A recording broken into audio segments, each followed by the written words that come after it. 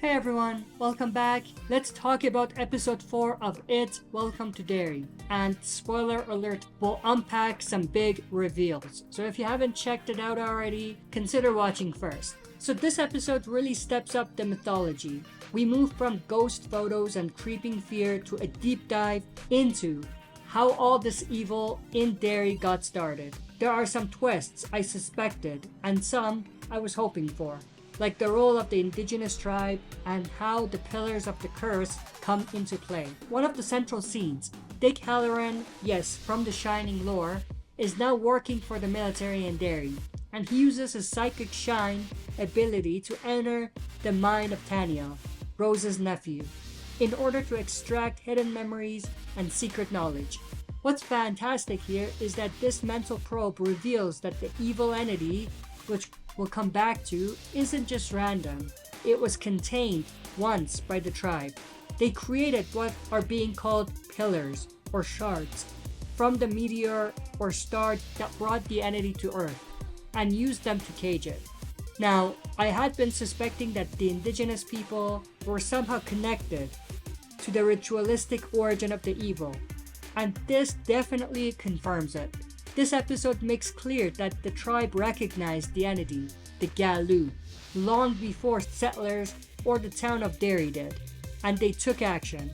So when Hallorann breaks into Taniel's memory, that's not just cheap mind-reading drama, it's the moment the show reveals the hidden backbone of the curse. The meteor shards, the pillars, the secret barrier under Derry.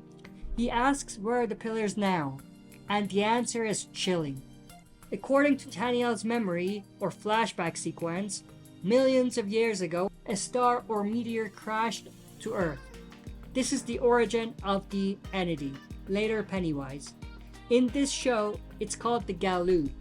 The native tribe recognized it, made a dagger from a fragment of the meteor, and tried to keep the monster at bay. When settlers came in and broke whatever status quo existed, the creature's freedom increased. The tribe then went further. They gathered 13 more meteor shards and planted them as pillars around the woods, the Western Wood territory. So the monster couldn't break free. This modern connection, the military, General Shaw, etc., wants to find these shards or pillars so they can either harness or neutralize the threat or the evil. Hallorann's mind probe shows Taniel how to find them. The location turns out to be under the abandoned house on Neibolt Street. What's great is how the show blends real history of land, trauma, colonization with supernatural horror. It gives the evil in Derry additional weight. Not just a clown in a sewer, but something ancient, rooted in the land and the people. I was right to suspect the Indigenous connection, and I'm glad the show went that direction.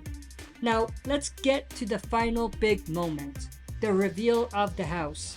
Taniel's memory leads Hallorann to follow the tunnels under the old well, and you'll find the pillars. And where is that? The old familiar house on Neibolt Street, the one fans of the original novel or films will recognize. It's a nod, and perhaps a bridge, to the original Pennywise myth, while still doing its own thing. This is big because it means the secret weapon, or the cage, the tribe built is physically present under that house, and the military now knows about it. Will waking this up or breaking the seal set the monster free? Or will the military weaponize it? I loved how the mind-reading scene felt both mystical and morally ambiguous. Hallorann isn't portrayed as purely heroic here. He's using his power to violate Taniel's mind under duress. That complicates things. The reveal of the pillars, meteor shards, gives a tangible physicality to the curse, which I think the show needed after the first 3 episodes. I had speculated that the ritual origins might tie to the Indigenous tribe and the pillars idea, and here we see it. So I was right on that prediction.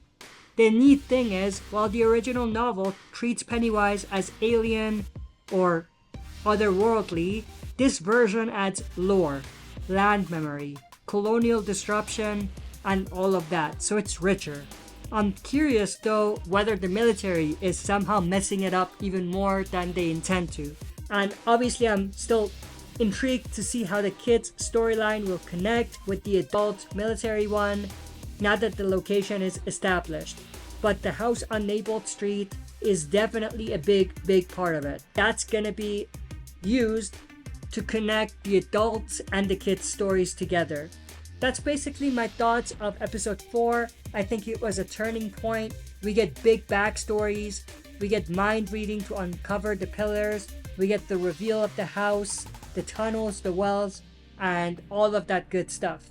But I am definitely intrigued to know your thoughts and opinions, so share that in the comments below. If you enjoyed this, smash the like button, subscribe to join our community, and press the bell to be notified when I upload on the channel.